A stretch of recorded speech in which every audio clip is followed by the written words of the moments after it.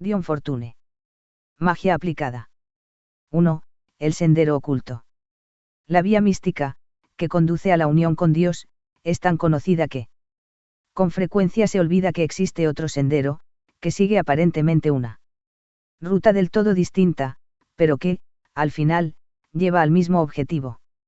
Estamos tan acostumbrados a oír que la renuncia al mundo y la abdicación de uno mismo constituyen el único camino verdadero para el alma que busca al Supremo, que apenas nos atrevemos a susurrar que puede haber otra vía, el sendero del dominio sobre la existencia manifiesta y de la apoteosis de uno mismo. Existen dos formas de adorar a Dios: podemos adorarle en su esencia no manifiesta, o en su forma manifiesta. Ambas son legítimas, siempre que, al adorar la forma manifiesta, no nos olvidemos de la esencia, y que al adorar la esencia, no la confundamos con la forma manifiesta, pues incurriríamos en el pecado de idolatría, que, en último extremo, no consiste sino en un énfasis mal puesto. El místico intenta adorar a Dios en su esencia, pero al no ser manifiesta, la esencia o raíz de Dios se escapa a la consciencia humana. Por tanto, para poder concebir el objeto de su adoración, el místico tiene que superar o trascender la consciencia humana normal. No es posible conocer la naturaleza más íntima de un estado de existencia a menos que seamos capaces de entrar en él y compartir, al menos en alguna medida, sus experiencias. En consecuencia, la tarea del místico radica sobre todo en liberar su consciencia de su habitual sometimiento o esclavitud a la forma. A ello se encamina la disciplina ascética, eliminando lo inferior, con el fin de que lo superior pueda unirse a Dios y, de esa manera, llegar a conocerle. El sendero del misticismo es una vía de renunciación, hasta que quien lo practica consigue superar todas las limitaciones de su naturaleza inferior y alcanzar la liberación. Entonces no quedará ya nada que le impida llegar a Dios, y su alma se elevará hasta entrar en el reino de la luz para no regresar nunca de él. Pero el otro sendero no es una vía de renunciación, sino de plenitud. No consiste en apartarse de la senda del destino humano, sino en la concentración y sublimación de dicho destino.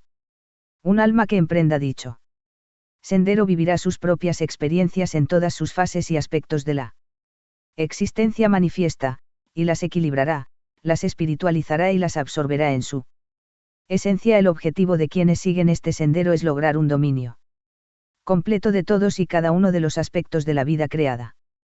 Pero cuando decimos dominio no nos referimos a una relación como la que existe entre el propietario de esclavos y estos, sino más bien al dominio del virtuoso sobre su instrumento, un dominio que se apoya en su capacidad de adaptación a su naturaleza y espíritu, con el fin de extraer de él el máximo partido. El adepto que ha logrado el dominio sobre la esfera de la luna interpreta el mensaje de esta para el mundo y muestra sus poderes en perfecto equilibrio. El reino sobre el que gobierna el maestro del templo no es una monarquía absoluta, ya que no consigue su poder para levantar tronos, dominios o potestades a su servicio, sino para hacerles llegar el mensaje de salvación de Dios y convocarles a su rica herencia. Es un siervo de la evolución, y su tarea consiste en extraer el orden del caos, la armonía de la discordia y reducir a equilibrio las fuerzas desequilibradas. Las enseñanzas de los Vedas de la tradición oriental distinguen claramente entre la devoción al Dios no manifiesto, la esencia espiritual de la creación, y los aspectos manifiestos, o deidades. Identifica el propio ser con los aspectos parciales, que son los yoginis, y alcanzarás los diversos poderes. Siddhis. Identifica el propio ser con la Mayogini, y te liberarás, pues no serás ya tú mismo, sino ella. Aquello con lo que un ser humano debe identificarse dependerá de lo que desee. Pero, sea lo que sea, conseguirá el poder si tiene voluntad y trabaja para ello. World as Power, Power as Reality, de Bodrofe. ¿Qué debería desear un ser humano? Esa es la siguiente pregunta que debemos plantearnos. La respuesta a la misma dependerá totalmente de la fase o etapa de evolución a que hayamos llegado. El alma tiene que completar su experiencia humana antes de estar lista para la unión divina. Debe pasar el nadir del descenso a la materia antes de llegar al camino del retorno. No. Estaremos listos para la vía mística antes de habernos aproximado al momento de nuestra liberación de la rueda del nacimiento y la muerte, pero intentar escapar prematuramente de dicha rueda equivale a esquivar nuestro entrenamiento o preparación. Nos veremos descalificados, al igual que el yate que participa en una carrera y no consigue darle la vuelta a la boya que marca el límite más externo del recorrido. No habremos cumplido las condiciones necesarias para nuestra liberación, que exigen que no esquivemos nada, y que solo dejemos atrás aquello que hayamos logrado dominar, equilibrar y superar. Serán falsas las enseñanzas que nos pidan erradicar de nuestras naturalezas cualquier cosa que Dios haya implantado en ellas, tan falsas y estúpidas como lisiar a un potro lleno de fuerza y de vida simplemente porque es salvaje y está sin domar. El amor a la belleza, el impulso vital de los instintos limpios, sanos y normales, la alegría de la lucha y la victoria, son todos elementos sin los que, de hecho, quedaríamos empobrecidos. Dios nos los entregó, y debemos suponer que sabía lo que hacía cuando actuaba así. ¿Quiénes somos nosotros para juzgar su labor y condenar lo que él consideró bueno? Lo que prohíbe la ley de Dios es abusar de esas cosas, no utilizarlas para los fines rectos a que están destinadas. El camino del fuego del lar ofrece una disciplina mucho más sensata y eficaz que el de los ermitaños de Tebas, con sus torturas ascéticas y sus automutilaciones, que violentan la naturaleza y ultrajan la obra de Dios. Asustado por las fuerzas elementales cuando se tropieza con ellas. Impurificado e impreparado, el asceta huye de lo que cree ser la tentación.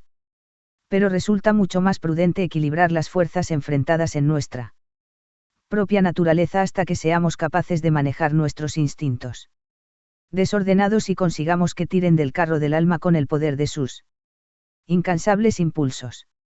Llegará el día en que todos nosotros nos veamos liberados de la rueda del nacimiento y la muerte y entremos en el reino de la luz para no regresar nunca de él, si intentamos dejar a un lado los elementales y sus problemas.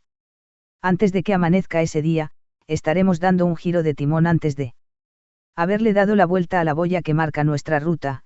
Seremos como él. Hombre que ocultó su talento bajo tierra porque tenía miedo de él. Nuestro Señor no nos agradecerá nuestra devoción equivocada a un ideal inmaduro, sino que nos descalificará como sirvientes poco eficaces. Como en otros muchos casos, la clave para la resolución del problema radica en la doctrina de la reencarnación. Si creemos que todos los logros humanos deben efectuarse en una sola vida y que, al final de la misma, seremos juzgados, lo más probable será que nos veamos empujados a un idealismo que nuestro proceso de crecimiento o evolución natural no nos ha permitido alcanzar aún. La liberación de la rueda del nacimiento y la muerte.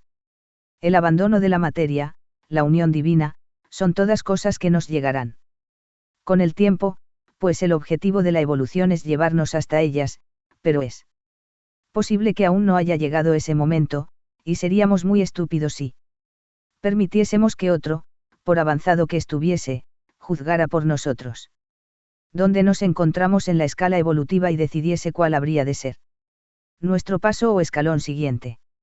Seamos fieles a nuestras convicciones y dejémonos guiar por nuestros impulsos más profundos. Si sentimos el deseo de adorar a Dios en su manifestación gloriosa, hagámoslo de todo corazón. Pues ese será nuestro medio de llegar a Él. Pero eso no significa que tengamos que dar rienda suelta a nuestros impulsos. La danza de la naturaleza es un movimiento rítmico y ordenado, y no debemos alejarnos del lugar que nos corresponde en nuestra pauta evolutiva, o lo estropearemos todo. Si deseamos que la naturaleza sea nuestra madre, debemos trabajar unidos a ella y para conseguir sus fines. Y esa es una disciplina más que suficiente para cualquier alma. Si, por el contrario, nos sentimos impulsados a retirarnos del mundo y emprender el sendero del misticismo, preguntémonos honestamente si Estamos siguiendo dicha vía debido a la intensidad de la llamada de Dios en nuestro corazón, o porque pensamos que la vida resulta demasiado difícil y complicada y queremos alejarnos para siempre de sus problemas y tribulaciones. 2. Algunas aplicaciones prácticas. Del ocultismo. Cuando inicié el estudio de las ciencias ocultas, estas eran todavía algo sumamente escondidas y secretas. Las diversas sociedades públicas existentes eran, o bien puramente exotéricas y elementales, o bien una mera superchería. Resultaba, por tanto, extremadamente difícil saber dónde buscar auténticas enseñanzas. En consecuencia, y a menos que tuviese uno un gran instinto psíquico, quedaba alejado de cualquier tipo de conocimiento. Pero hoy en día, la situación ha cambiado hasta cierto punto, y el problema sigue siendo el mismo para mucha gente. Por tanto, cabe preguntarse si desean realmente o no entrar en contacto con las enseñanzas del ocultismo. Estamos tan acostumbrados a pensar que, para alcanzar conocimientos prácticos de ocultismo, hay que apartarse del mundo, que la inmensa mayoría de la gente prefiere no seguir en absoluto dicha vía. Eso significa que numerosas personas que podrían haberse visto ayudadas por sus enseñanzas, renunciaron de entrada a su estudio, lo que yo considero lamentable. Cuanto más pienso en ello, más me doy cuenta de que la labor de los adeptos es una cosa, y las enseñanzas generales a cargo de un profesor otra muy distinta. Las proezas realizadas por un gimnasta entrenado están totalmente fuera del alcance de una persona normal y corriente, sin embargo, los mismos ejercicios que sirven a un gimnasta para entrenarse, aunque no practicados con idéntica intensidad, sirven para mantener a una persona fuerte y en forma, siempre que los practique con regularidad. Opino que lo mismo ocurre con el ocultismo. Sí. Desea convertirse en adepto y llevar a cabo grandes proezas de magia, será usted el equivalente del gimnasta profesional, y eso le exigirá un fatigoso entrenamiento. Pero considero que otra aplicación de esta obra es divulgar las enseñanzas ocultistas básicas entre personas que no son capaces de renunciar a todo, cuyo karma las mantiene estrechamente ligadas a la vida común y cotidiana. Es interesante señalar que, cuando se produjo el renacimiento del ocultismo en Occidente, hacia 1875, fueron tres los movimientos que comenzaron a tener auge: el ocultismo, el espiritualismo y el movimiento de las ciencias cristianas, con un nuevo pensamiento como consecuencia de todo ello. Se trata de tres líneas distintas de abordar las fuerzas ocultas. El ocultista basa su trabajo en la tradición y, generalmente, utiliza mucho las ceremonias. El espiritualista intenta conseguir lo mismo, pero carece de tradición y basa su trabajo en los experimentos. El científico cristiano carece de tradición y no practica experimentos, sino que basa su trabajo en la hipótesis de los poderes de la mente. Tanto el espiritualismo como las ciencias cristianas son procedimientos puramente aproximativos. Si uno estudia los métodos curativos practicados por los seguidores de las ciencias cristianas, comprueba que son válidos y eficaces, pero quienes los utilizan rara vez son capaces de explicarlos. El ocultismo es la base científica de todos estos movimientos, y puede explicar los fenómenos de esas diferentes modalidades de experiencia y práctica. En eso precisamente radica su importancia. Las ciencias cristianas y el nuevo pensamiento dan frutos valiosos, pero no ofrecen explicaciones aceptables por ninguna persona reflexiva. Es, por tanto, necesario encontrar una base que contribuya a racionalizar esos resultados. Mantengo que en las doctrinas esotéricas se encuentran las explicaciones que buscamos para tantos y tantos fenómenos extraños de la vida, y que todo el mundo se enriquecería con su conocimiento. La vida sería muy distinta si poseyéramos la clave de su significado. Sin ella, somos como hojas arrastradas por el viento, no sabemos ni quiénes somos ni a dónde vamos, estamos ciegos y vagamos de un lado a otro, sin garantías de que no nos caeremos por un precipicio. Pero si conocemos y profundizamos en las doctrinas esotéricas, nos veremos a nosotros mismos como parte del todo. Veremos nuestro lugar en la naturaleza, de dónde venimos y a dónde vamos, y veremos nuestra relación con el cosmos, con lo que el sentido de la vida se abrirá plenamente ante nosotros. Eso es lo que puede ofrecer la ciencia esotérica, una aplicación amplia, profunda y práctica del ocultismo.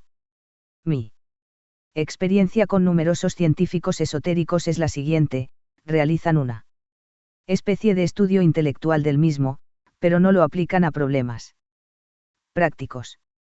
Se entregan en mayor o menor grado a trabajos de investigación, a estudiar sistemas simbólicos, la cábala, etc., pero, salvo como medio de adivinación, para ellos esos estudios no tienen la menor aplicación práctica a la vida. Además, esas adivinaciones son en su conjunto espurias y tienden a desmoralizar a la gente y a deteriorar su visión de la vida.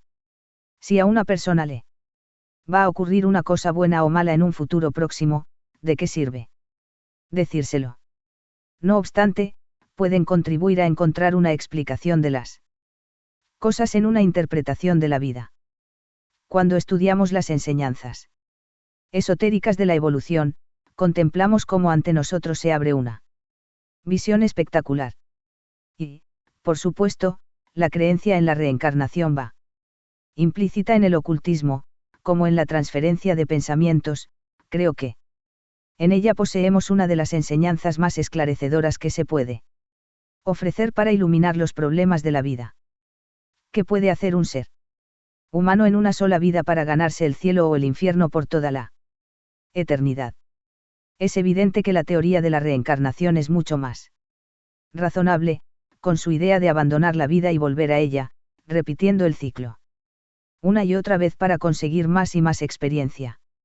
Desde mi punto de vista, se trata de un concepto maravilloso de la existencia, que implica que, detrás de nosotros, existe una larga cadena de reencarnaciones. No las recordamos. Porque los eslabones de la memoria se han roto, pero están ahí, y la chispa divina constituye el núcleo de cada uno de nosotros, alrededor del cual la experiencia ha ido creando un todo, el carácter, el temperamento y las capacidades de cada ser humano. Esa concepción nos ofrece una filosofía sumamente profunda acerca de la vida. Si la vida está regida únicamente por el ciego azar, seremos siempre unos seres míseros y desdichados, pero sí comprobamos que los contornos generales de las experiencias espirituales que la vida nos aporta están determinados por nuestra propia alma, comenzaremos a comprender cómo hay que tomar las cosas. Se plantea entonces otra cuestión, la gran doctrina esotérica de los planos invisibles de la existencia. Esas enseñanzas nos dicen que lo que percibimos a través de los 5 sentidos no constituye la totalidad de la existencia. Eso es algo que pueden confirmar las ciencias exotéricas mediante el empleo del microscopio, etc. Pero el ocultismo va mucho más lejos, y afirma que existe también todo un reino de la mente y el espíritu, que no somos capaces de percibir con nuestros sentidos físicos. En él moran las grandes fuerzas que inspiran la vida y sus circunstancias. En él se encontrará la clave de las condiciones de la vida en el plano físico, y no en ningún otro lugar.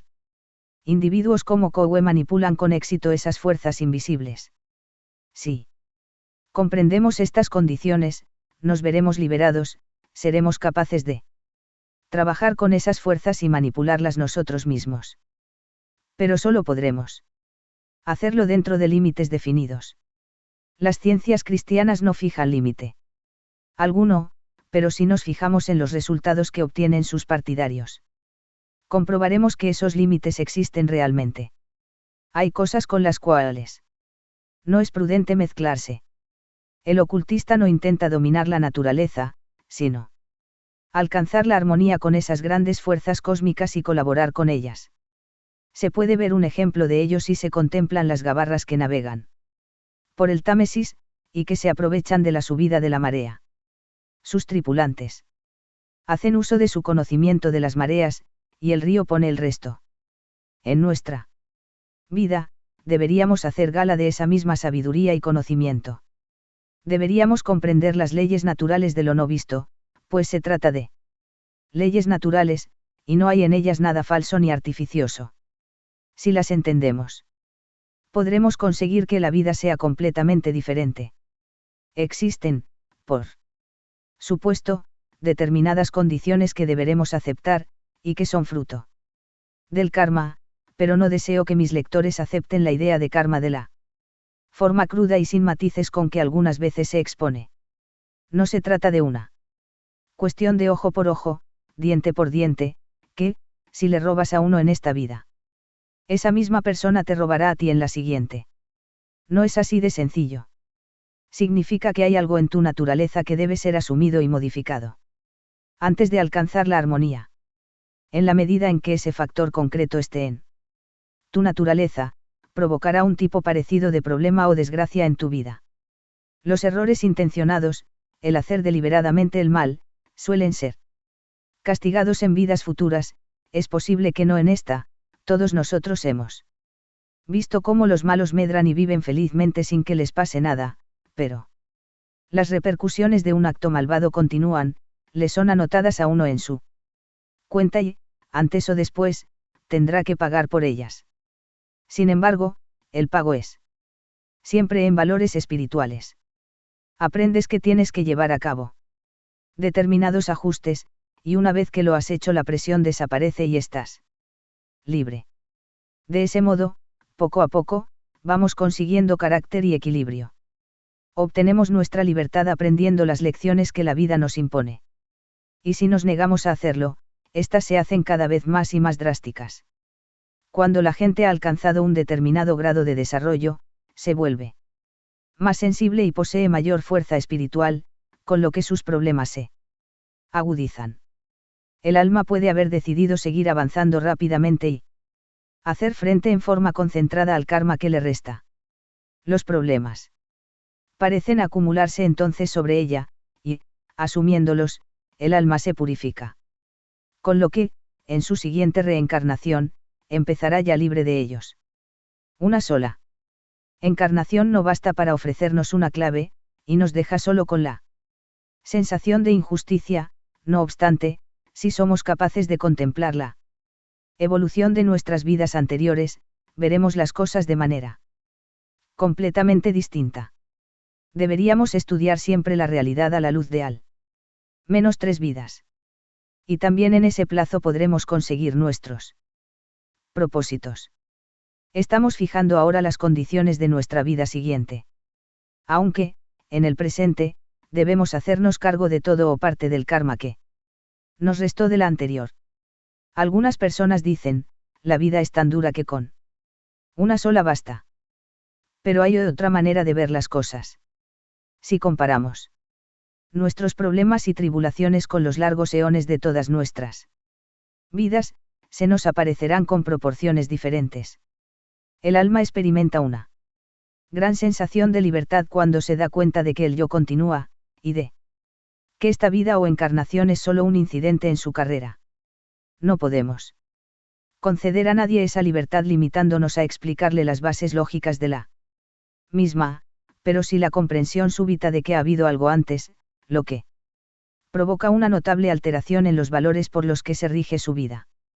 Una vez más, si estudiamos los problemas que nos aquejan en nuestra vida, podemos descubrir que se deben a que estamos intentando resolver las cosas rápidamente y evolucionando demasiado deprisa. Decimos, estas son las condiciones materiales que nos afligen, por tanto, nos son necesarias, y debemos aprender las lecciones que de ellas se derivan. Intentamos interpretar el significado espiritual de esas experiencias.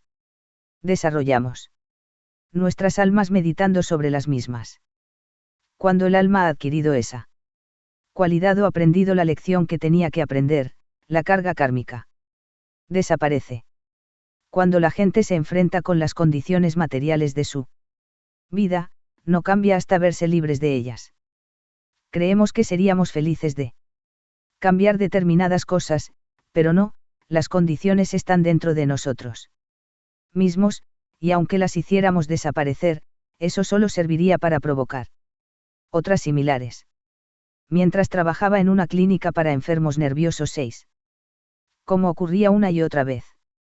Los mismos problemas se repetían en la vida de una persona. Por ejemplo, estaba una mujer que había sido atacada por vagabundos 3 o 4 veces en su vida. No es normal que eso le ocurra a nadie, al menos en condiciones normales. También era frecuente que una misma mujer se hubiese visto sometida a un hombre dominante y tratada con crueldad, primero por su padre, luego por su marido y después por su jefe. En la vida de una persona vemos cómo se repite una y otra vez un determinado tipo de problema, debe haber algo que determina esa repetición de experiencias. Si cualquiera de nosotros mira hacia atrás y repasa su vida, comprobará que algo parecido nos ha ocurrido también, en mayor o menor medida, debe haber en nosotros mismos un factor predominante que atrae a esas fuerzas invisibles. La única forma de hacer frente a las mismas consiste en cambiar nuestro carácter mediante la meditación, construyendo nuevas formas de pensar o destruyendo deliberadamente aquellas que constituyen los canales o vías de acceso de esas cosas indeseables hacia uno mismo. Esas son las aplicaciones prácticas del ocultismo, y no necesitamos ser adeptos para aplicarlas. De una forma u otra, estamos todo el tiempo construyendo formas de pensar, y nuestros pensamientos no solo influyen en nosotros, sino que crean canales o vías que atraen a las correspondientes formas del propio cosmos. Si se rodea uno de pensamientos de odio, atraerá hacia sí alguna modalidad de odio cósmico. El ocultista tiene un sistema para etiquetar o clasificar esas fuerzas que le permite hacer frente a ellas.